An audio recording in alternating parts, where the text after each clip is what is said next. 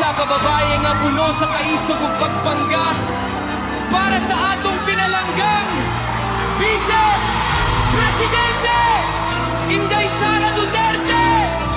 Kini ang among kasaalang kanimo, malipayong pagsaula!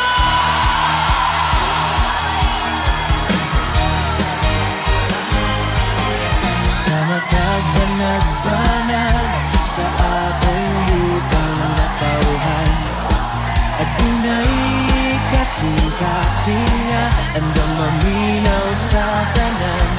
Imong gipakita ang tinuod nga kahulugan sa serbisyo. Walay pagduha-duha, walay paglubad, matinod aron kaayo sa Diyos ang pagsalig ug sa katawan ang gugma. Ikaw ang balan sa kalambuan nga dugay na namong gitinguhan.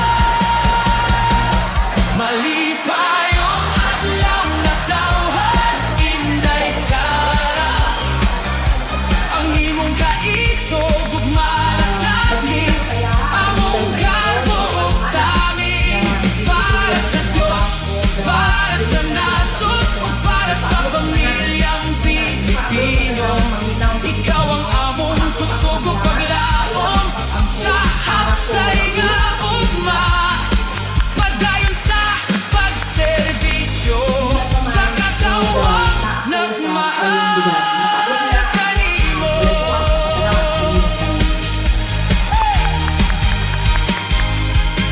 Bisan pa man sa mga hagit nga moabot sa dalan, barog ka gihapon, dili matarog ang imong baruganan.